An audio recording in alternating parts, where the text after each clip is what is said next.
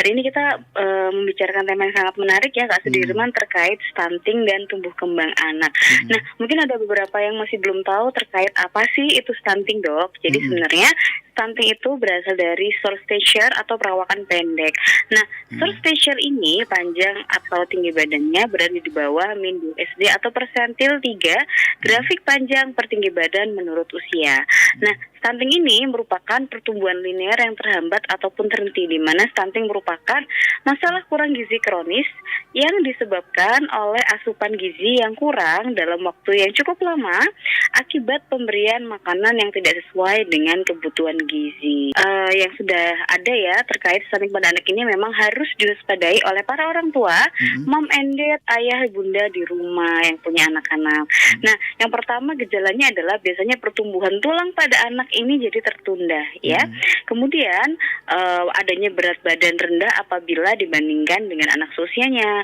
Kemudian sang anak ini biasanya berbadan lebih pendek dari anak seusianya dan proporsi tubuh yang cenderung normal tetapi tampak lebih muda atau kecil untuk anak seusianya. Nah, stunting juga berkaitan ya dengan adanya kurang gizi kronis yang akhirnya menyebabkan IQ jadi menurun seperti itu. Jadi ada keterkaitan di kecerdasan seorang anak, gangguan tumbuh kembang juga seperti itu. Nah, bicara tentang perawakan pendek. Jadi perawakan pendek ini disebabkan adanya faktor lingkungan dan juga genetik. Jadi kita harus tahu nih, oh anak-anak ini pendeknya kenapa? Apakah kita lihat, oh anak-anak ini kok pendek? Kita lihat dulu nih orang tuanya ayahnya atau mamanya ini pendek juga atau tidak, ya kan? Tapi kalau kita lihat orang tuanya ternyata ada genetik pendek, ya berarti mungkin anak ini pendek karena disebabkan faktor genetiknya. Mendengar mom and dan ayah bunda yang perlu kita perhatikan terkait imunisasi ini sebenarnya adalah apa sih penyebab dari stunting itu sendiri, ya kan? Nah, penyebab dari stunting itu yang pertama adalah satu, berat bayi lahir rendah atau kita sebut BBLR ya. Jadi status gizi ibu yang buruk ya, apalagi sebelum hamil di mana lila di bawah 23,5 dan juga kurangnya asupan gizi selama ibu hamil ini bisa menyebabkan kondisi BBLR ya atau berat bayi lahir rendah yaitu di bawah 2.500 gram. Nah, ini akan memicu terjadinya stunting. Dan hasil penelitian ini menyatakan bahwa bayi yang memiliki berat lahir rendah ini memiliki kecenderungan untuk menjadi stunting dan juga memiliki sistem kekebalan tubuh yang rendah serta IQ yang lebih rendah juga.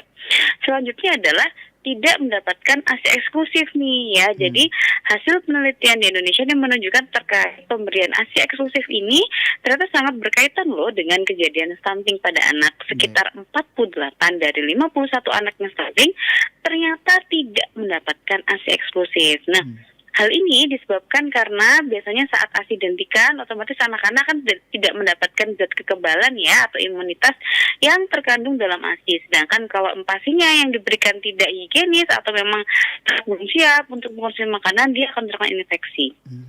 Selain itu, kekurangan asupan energi dan protein yang perlu kita simak. Jadi, asupan energi dan protein yang kurang pada anak ini juga bisa menyebabkan adanya pertumbuhan terhambat sehingga terjadi stunting. Maka dari itu, untuk pemberian makanan pada bayi itu harus tepat mulai dari cara penyajian, kemudian tekstur dan frekuensi untuk mencegah kekurangan asupan energi dan protein.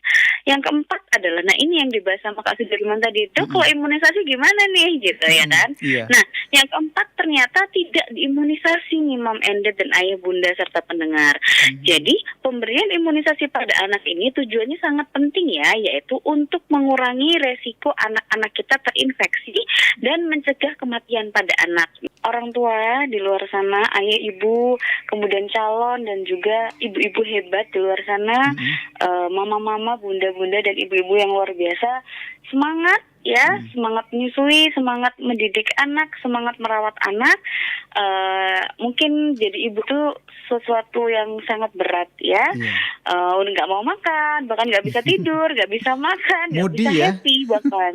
Iya.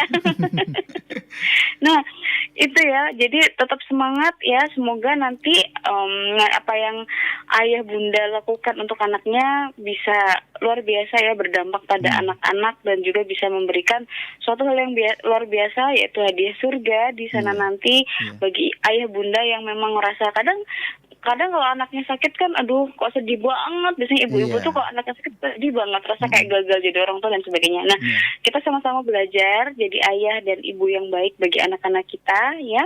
Karena kita sebagai ayah dan ibu ini kan pendidikan pertama yang akan diberikan, Iya. yaitu madrasah pertama itu kan dari ibunya ya, dari keluarga. Jadi mom and dad dan ayah bunda dan teman-teman di luar sana, jangan lupa tetap belajar ya, karena jadi ibu dan ayah itu dituntut harus pinter nih. Aduh, kalau Iya. anak sakit gimana? Kalau anakku begini gimana? Kalau anakku begini gimana?